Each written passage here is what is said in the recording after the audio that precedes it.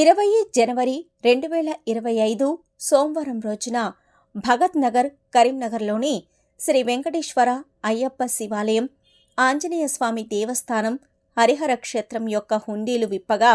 3,95,430 రూపాయలు వచ్చినట్లు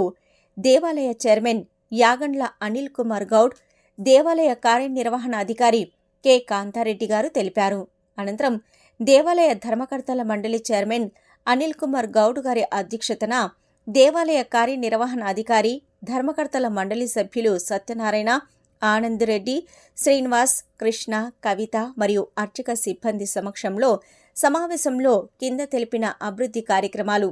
అయ్యప్ప మండప పునర్నిర్మాణం, అయ్యప్ప స్వాములు భిక్ష చేయుటకుగాను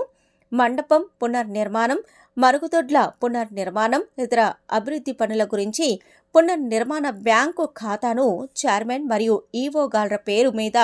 జాయింట్ అకౌంట్ తీయడం గురించి మరియు 26 ఫిబ్రవరి 2025 రోజున మహాశివరాత్రి ఉత్సవాలు ఏర్పాటు చేయడం గురించి తదితర అంశాలపై చర్చలు జరిపినారు. ఈవో గారు తెలిపారు. అయితే నవంబర్ 25, 2024 నుంచి జనవరి 20, 2025 వరకు దీక్షాకాల సమయంలో హుండీలతో వచ్చిన డబ్బులతో సహా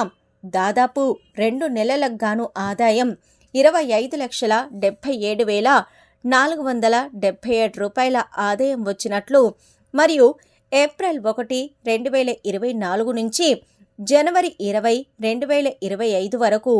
19,08,013 రూపాయలు ఖర్చయినట్లు దేవాలయ చైర్మన్, ధర్మకర్త మండలి సభ్యులు ఈవో గారు ఏకగ్రీవంగా ఆమోదం తెలిపారు.